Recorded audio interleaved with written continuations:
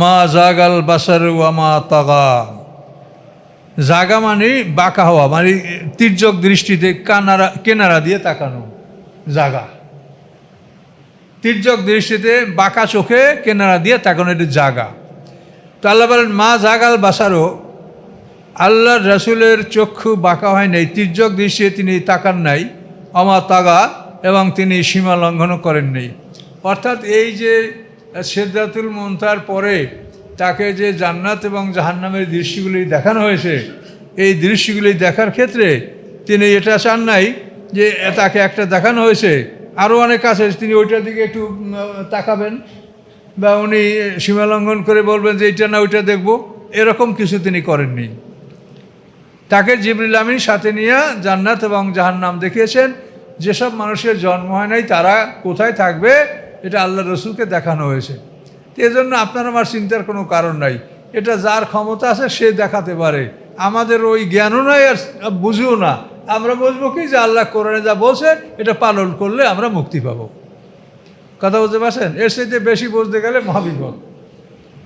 আল্লাহ আমাদের যা করতে বলছেন সেগুলো করলে, যেগুলো না করতে বলছেন সেগুলোর থেকে বিরত থাকলে আমরা মুক্তি পাবো, এটা আমরা বুঝি। এর বাইরে আমাদের জ্ঞান নাই। তো আল্লাহ রসুলকে তিনি যে জান্নাত জাহান্নাম সফর করেছেন এটা কিন্তু এই আয়াতগুলোতে প্রমাণ করে যে তার চক্ষু বাঁকা হয় নাই, মানে বাঁকা চক্ষু দিয়া, চক্ষু বাঁকা করে কোনোদিন তাকান নাই, এবং এগুলি দেখাশোনার ব্যাপারে তিনি সীমা লঙ্ঘনও করেন নাই।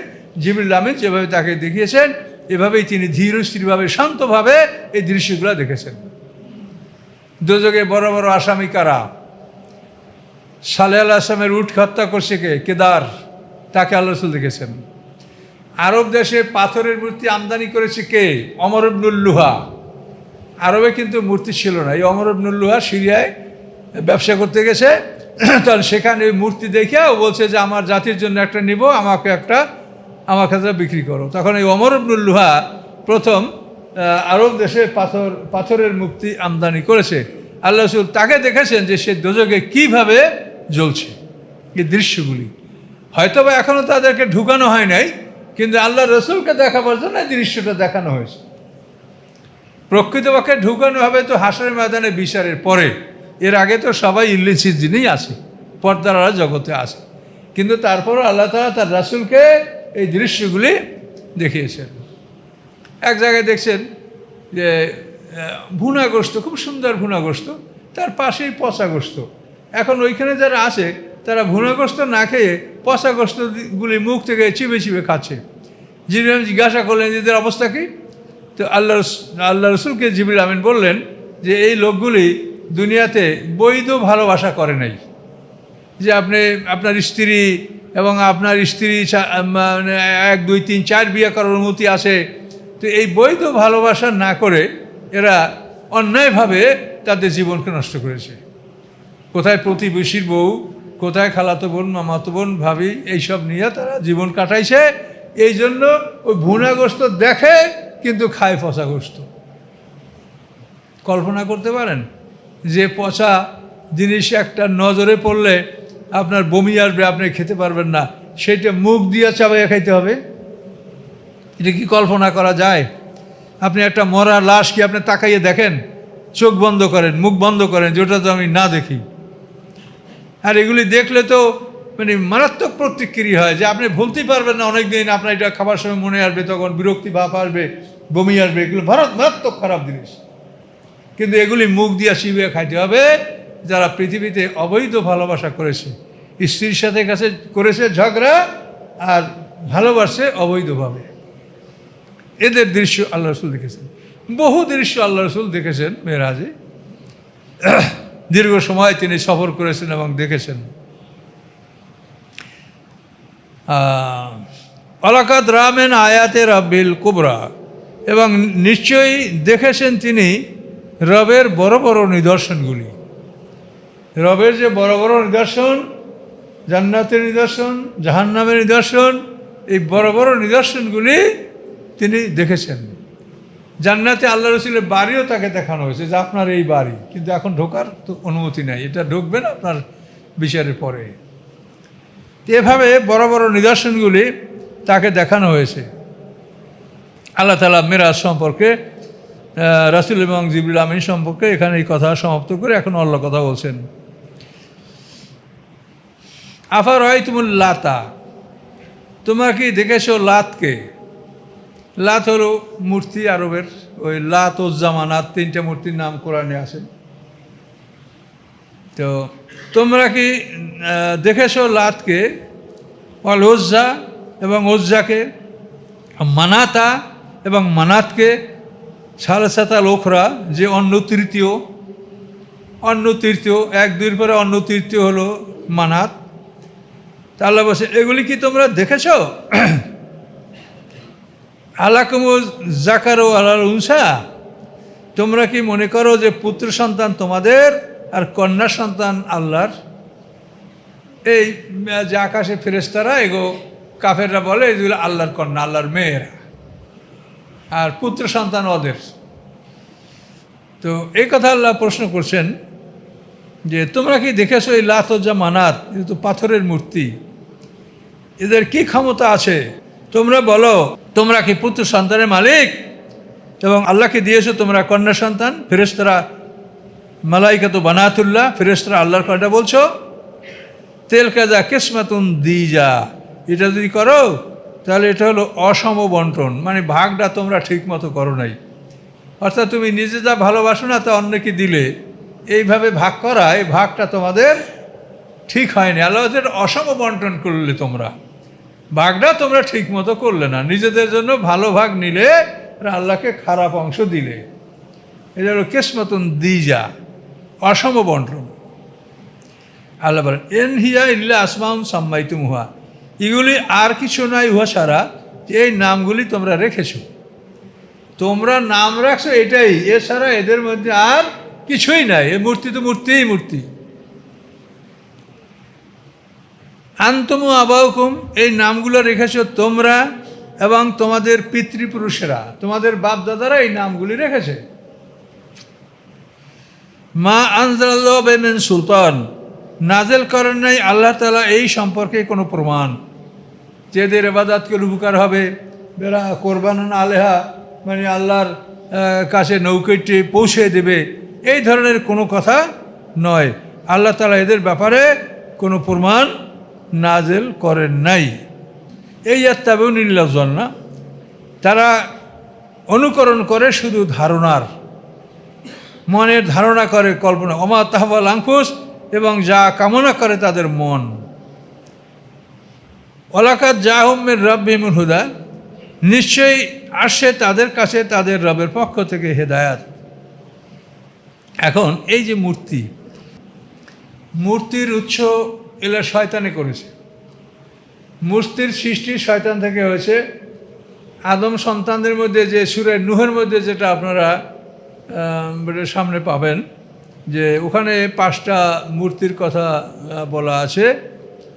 সেগুলো হলো বুদ্ধা, সুয়া, ইয়াগুস, ইয়াউক, নাসরা, এই 5টার নাম কোরআনে আছে। তো এই উদ্দা, সুয়া, ইয়াগুস, ইয়াউক, নাসরা, এদের সম্পর্কে তাফসীর কাকা বলে যে এই 5টা মূর্তি নূহ আলাইহিস সালামের জমানায় আরবে বিদ্যমান ছিল। তো এই মূর্তিগুলি এগুলি কোথা থেকে আসে? তো তাফসীর কাকা বলেন যে আদম সন্তানদের মধ্যে গুরুত্বপূর্ণ ব্যক্তিরা যখন মারা গেছে, তো মারা যাওয়ার পরে তো তাদের জন্য স্বাভাবিকভাবে আত্মীয় স্বজন সমাজের লোকেরা কান্নাকাটি করবে।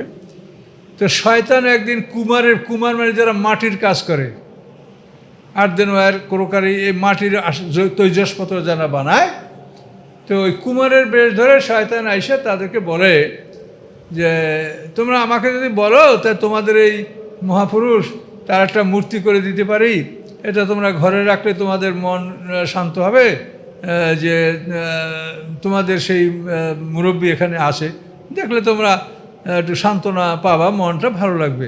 যদি তোমরা মনে করো তা আমি বানাই দিই, করে দেন বানাইয়া। তখন ওই শয়তানকে বলার পরে শয়তান একটা মূর্তি বানাই দিল। ওরা এই মূর্তিকে ঘরে রাখলো, ঘরে রেখে তাকে সম্মান করে, যত্ন করে। কিছুদিন পরে শয়তান এসে বলে যে আমি যে একটা মূর্তি বানাই দিচ্ছি, আপনাকে ভালো লাগছে না? হ্যাঁ, তাহলে আমি যদি আপনাদের মজলিসের জন্য একটা বানিয়ে দেই, যেখানে আপনারা বিচারে বসেন, ওইখানে যদি এই মুরব্বী উপস্থিত থাকে তাহলে কেউ মিথ্যা সাক্ষী দেবে না, আপনারা ন্যায় বিচার করতে পারবেন। তাহলে আপনাদের মজলিসের জন্য যদি এই মুরব্বীর একটা আমি প্রতিকৃতি, একটা পোর্ট্রেট যদি আমি বানাই দিই তাহলে কেমন হয়? তাহলে হ্যাঁ, ভালো হবে, দেন। তো দিছে। এখন ওই মজলিসে যেখানে তারা বিচারে বসে ওখানে এই মূর্তি স্থাপন করা হলো। কিছুদিন পার হয়ে যাওয়ার পরে বলে যে আমি যে আপনাদেরকে বানিয়ে দিয়েছিগুলো ভালো না? হ্যাঁ ভালো। তাহলে আপনারা যেখানে ইবাদত করেন সেই ঘরেও যদি একটা মূর্তি রাখা হয় তাহলে আপনারা তাকে দেখে ইবাদত করবেন, মনের একটা একাগ্রতা, একটা অ্যাটেনশন, এটা ভালো হবে যে এই মুরব্বী আমাদের কাছে আছে, এখন খবরদার তোমরা অন্য কিছু চিন্তা করো না। এভাবে তোমাদের ইবাদতখানে একটা মূর্তি তৈরি করে দেয়। তো মানুষরা অনুমতি দিল, হ্যাঁ করো। এভাবে করে দেওয়া হলো। কিন্তু মানুষরা কিন্তু এদের ইবাদত করতো না, তাদের একটা ভক্তি শ্রদ্ধা করতো মুরব্বীরা আমাদের। এই যুগ যুগ পার হয়ে যাওয়ার পরে শয়তান ওই সমাজের লোকদের কাছে এসে বলল যে তোমাদের বাপদাদারা এগুলির ইবাদত করতো, তোমরা এগুলির ইবাদত করো। তখন তারা বিশ্বাস করলো যে এটা সম্ভব, যেহেতু ঘরে মজলিসে মসজিদে যখন এগুলি রাখা আছে, আমাদের পুরুষরা রেখেছে, তাহলে এগুলির ইবাদত করা জরুরি। এটা তাদের অন্তরে ঢুকে গেল। এইভাবেই তারা মানে মূর্তি পূজার মধ্যে লিপ্ত হলো এবং সকল পাপের কাজের উৎস শয়তান। এই পুরুষ মৈথুন, জেনা, বিভিন্ন সব কাজের মানে উৎস হলো শয়তান। এটা আমার আল আধার 4 নম্বর বইতে সব ইতিহাসগুলো পাবেন, মানুষের অতীত। তা আল্লাহ বলেন যে তোমরা লাত ওজ্জা মানাত, এই যে 3টে মূর্তির কথা তোমরা বলছো, এগুলি এমনি আসমান সাম্মাই তুমহা আন্তুম আবাহুকুম, এটা তোমাদের এবং তোমাদের বাপদাদার রাখা নাম। এ ব্যাপারে আল্লাহ তাআলা কোনো প্রমাণ নাযিল করেন নাই। তোমরা শুধু ধারণা এবং মনের কল্পনার অনুকরণ করছো। তোমাদের কাছে রবের পক্ষ থেকে আসছে হেদায়াত, এই আল কোরআন, এটা রবের পক্ষ থেকে হেদায়াত। আল্লাহ বলেন আমলের ইনসানে মা তামান্না, মানুষ কি মনে করে যে সে যা কামনা করে তাই সে পাবে? এটা কিন্তু ম্যাক্সিমাম মানুষের তামান্না, যে আমরা নামাজ কম পড়লে কি মৌলভী সাহেবকে আগে ভেসে চলে যাব। কথা বুঝতে পারছেন? আমাকে এরকম বলে যে হুজুর আপনাদের আগে ভেসে চলে যাবো আমরা। তার ভেসে চলে যাওয়া ভালো, কিন্তু আপনি যাবেন কি না সেটা কী করে বলা যায়? তা আল্লাহ বলেন মানুষ যা কামনা করে, আমলে লেনসানে মা তামান্না, তামাম মানে আকাঙ্ক্ষা করা, কামনা করা, চাহিদা করা, ডিজায়ার মানুষের। তো মানুষ যা কামনা করে এটাই কি তার জন্য, এটাই কি সে পাবে? কি করে পাবে? ফালিল্লাহিল আখিরাতুল উলা, ইহকাল পরকাল তো আল্লাহর জন্য। এই লামলেক তামলিক অর্থাৎ ইহকাল পরকালের মালিক আল্লাহ। লিল্লাহ মানে আল্লাহর জন্য না বলে যদি বলি আল্লাহ মালিক, তে কোনো অসুবিধা নেই। লাম যারা মালিকানা বুঝে, লাহু মা ফিস সামাওয়াতি ওয়াল আরদ, তিনি মালিক, আকাশ পৃথিবীর মধ্যে যা আছে তার সব কিছু। লামলেক তামলিক বলা হয় আরবিতে। তো আল্লাহ বলেন ফালিল্লাহিল আখিরাতুল উলা, ইহকাল পরকাল সবই তো আল্লাহর। ইহকালেও আমাদের কোনো অধিকার নাই, পরকালেও অধিকার নাই, আমরা গোলাম। আমাদের কাজ হলো মালিকের আদেশ পালন করা। আমরা যদি মালিকের আদেশ পালন করি তো আমরা মুক্তি পাবো বলে আমরা আশা করতে পারি। খুব ভয়ঙ্কর জীবন মানুষের জীবন।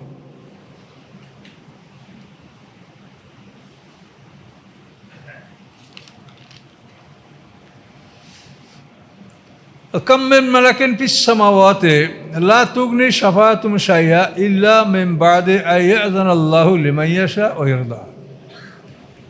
আল্লাহ বলেন কত ফেরেশতা আছে আকাশের মধ্যে, এই যে বিশাল আকাশ যার কোনো ব্যাখ্যা আমরা দিতে পারছি না, যে কত বিশাল সেটা আমরা অনুমান করতে পারি। যে এই পৃথিবী থেকে আমরা যা দেখছি এবং গ্রহ নক্ষত্র যেগুলো আমরা দেখছি, এগুলি সবই তো আমরা প্রথম আকাশের মধ্যে আমরা দেখতে পাচ্ছি। এবং এই গ্রহ নক্ষত্রের সবচাইতে নিকটতম দূরত্ব হলো 6-এর পিঠে 12 মাইল। 6 লেখা 12টা শূন্য দিলে যত মাইল হয়, সবচাইতে কম দূরত্ব 2টা নক্ষত্রের মধ্যে এইটা, আরগুলো আরও দূরত্বে। কিন্তু সেগুলি আমাদেরকে মনে হচ্ছে যেন এক গা ঘেঁষা একটা সাথে মিশে গেছে। তাহলে এখন তাহলে এই আকাশ পৃথিবীর বিস্তৃতি, এই মহাশূন্যের বিস্তৃতি কতখানি, এটাকে আমরা অনুমান করতে পারি বলেন তো? 2টা তারকার সবচেয়ে মানে হেইলিং ডিস্টেন্স, মানে সবচেয়ে কাছাকাছি দূরত্বে যে আছে সেই দূরত্ব হলো 6-এর পিঠে 12 মাইল। একটা এসে আছে জেমস জিনের লেখা origin of life or the earth, সেখানে উনি এই তথ্যগুলো বলেছেন যে তাহলে আল্লাহ বলেন সেই আকাশে কত ফেরেশতা আছে যে আকাশের কোনো জায়গা ফাঁকা নাই, সব জায়গায় এক একজন ফেরেশতা ইবাদত করছে, কেউ দাঁড়াইয়া, কেউ বৈশা, কেউ তাশাহুদের অবস্থায়, যাকে যেভাবে আল্লাহ আদেশ করেন এভাবে তারা আল্লাহর ইবাদতে রত আছে। তা আল্লাহ বলেন কত ফেরেশতা আকাশে, কিন্তু লা তুগনি শাফাআতুহুম শাইআ, তাদের শাফাত কোনো উপকারে আসবে না। আল্লাহ বলেন তাদের শাফাত কোনো উপকারে আসবে না। হ্যাঁ, আসবে ইল্লা মিন বাদি আইয়াযান আল্লাহু, ইহার পরে যে আল্লাহ তাআলা অনুমতি দিবেন, লিমাইয়া শাকে ইচ্ছা করেন ওই রাদা, এবং যার প্রতি তিনি সন্তুষ্ট হন। আল্লাহ যদি শাফাত করার জন্য কাউকে অনুমতি দেন এবং যার প্রতি আল্লাহ সন্তুষ্ট যে তার পক্ষে শাফাত করা হোক, এই সারা নিজের ইচ্ছায় কেউ শাফাত করতে পারবে না। কিন্তু আমরা তো আমাদের পিসাবকেই ধরে নিয়েছি যে উনি শাফাত করে আমাদেরকে বেশি নিয়ে যাবে। তো এই কথাটা সম্পূর্ণ কোরআনের খেলাফ কিনা?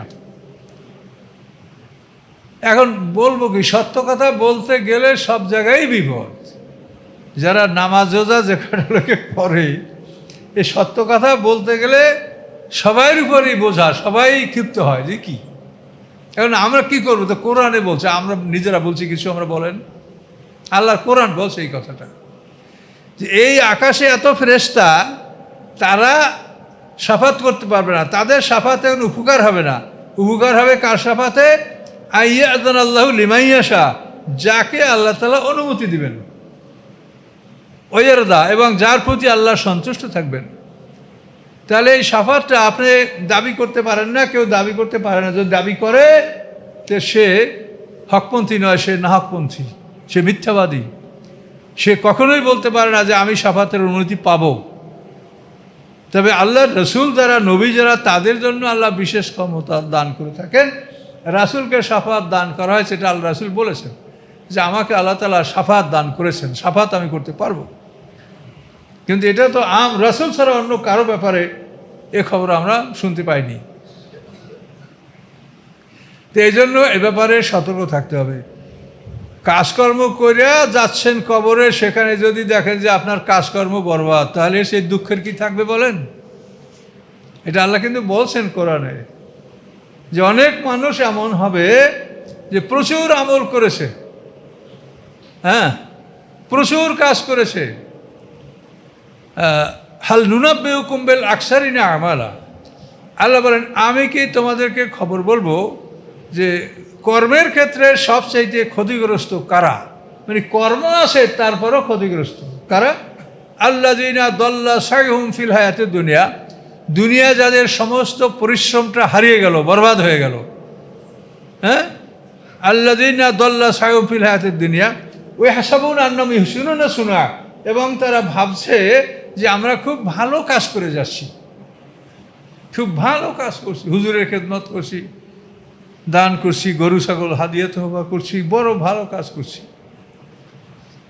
তো আল্লাহ বলেন তারা ধারণা করে যে তারা খুব ভালো কাজ করছে, কিন্তু পরকালে তাদের সমস্ত আমল হারিয়ে যাবে, বরবাদ হয়ে যাবে। কাজে এই জন্য এই সমস্ত বিষয়গুলি সতর্ক থাকতে হবে, কোনোভাবে যেন আমলের সাথে শিরক মিশ্রিত না হয়। শিরক মিশ্রিত হলেই বিপদ।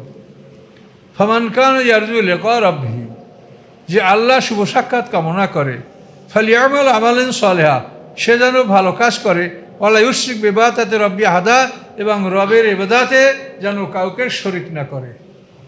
একমাত্র আল্লাহর ইবাদত করতে হবে, আল্লাহর ইবাদতে কাউকে শরিক করা যাবে না। আল্লাহর সন্তুষ্টি ছাড়া আর কারো সন্তুষ্টি যেন উদ্দেশ্য না থাকে।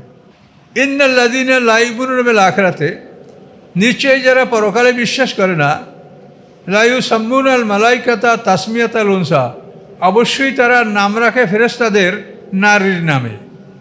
ফেরেশতাদের নাম রাখে নারীদের নামে। এই লাতুজ্জামান এগুলো নারীদের নাম না সব?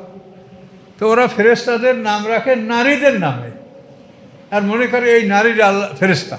নাউজুবিল্লাহ, মুশরিক, এটা মক্কার মুশরিকরা করতো। তো আল্লাহ বলেন, যারা পরকালে বিশ্বাস করে না তারা ফেরেশতাদের নামকরণ করে নারীদের নামে। কি বুঝলেন কথাটা? তারা ফেরেশতাদের নামকরণ করে নারীদের নামে। এই যত দেবদেবী কিন্তু ম্যাক্সিমাম এই নারীর মূর্তিই কিন্তু আমরা ম্যাক্সিমাম এই সমাজেও দেখতে পাই, আর আগেও এটাই ছিল, নারীদের প্রতিকৃতি, নারীদের মূর্তি। তাসমিয়াতুল উনসা। আল্লাহ বলেন, মা লাহুম বিহি মিন ইলম, এ ব্যাপারে তাদের কোনো জ্ঞান নাই, তারা জ্ঞানহীন ও তার কারণে এই ধরনের কাজ করছে। মা লাহুম বিহি মিন ইলমিন, এ ব্যাপারে তাদের কোনো জ্ঞান নাই। এই ইয়াত্তাবুন ইল্লা যন্না, তারা অনুকরণ করে শুধু ধারণার। এটা ধারণা কল্পনা করিয়া, আর ধারণা কল্পনাটা আসে কোথা থেকে? ওই শয়তানে কলবে কান লাগাইয়া মাথা দিয়া ওইখানে বসিয়ে ধীরে ধীরে বলে, শয়তানি অসহসা, এর থেকে ওরা এগুলো করে। তারা অনুকরণ করে না অন্য কিছুর, শুধু ধারণা ছাড়া, শুধু ধারণার। এবং অন্য জন্না লায়ুগনি মিনাল হাক্কে শাইয়া, এবং নিশ্চয়ই ধারণা সত্যের স্থলাভিষিক্ত হতে পারে না। ধারণা এবং সত্য এটা সমান জিনিস না। ধারণা সত্যের স্থলাভিষিক্ত হতে পারে না। আপনি এটা ধারণা করলেন, এটা সত্যের সমকক্ষ নয়। সত্য সত্যের জায়গায়, কাজে ধারণা কল্পনা এটা কখনোই সত্যের সমকক্ষ নয়। কাজে ধারণা এটা কখনোই সত্যের মোকাবেলায় এটা প্রতিষ্ঠিত হতে পারে না এবং বিশ্বাসযোগ্য হতে পারে না। কাজে ওরা শুধু ধারণা করে। ধারণার ব্যাপারটা কিন্তু একটা কঠিন। আপনি ধারণা করলেন যে এইটা হইতে পারে, কিন্তু ধারণা এটা সত্যের সাবস্টিটিউট না। সত্যের স্থানে ধারণা দাঁড়াতে পারে না। ধারণা সত্যের স্থান পূরণ করতে পারে না। ধারণা ধারণাই এবং সত্য সত্যই। কাজেই ধারণা ভিত্তিক কোনো কাজ করা, কথা বলা, এগুলা সম্পূর্ণ ভুল। কথা বলতে হবে দলিল ভিত্তিক, প্রমাণ ভিত্তিক। ধারণার উপরে, কল্পনার উপরে নির্ভর করে কোনো কথা বলা যাবে না।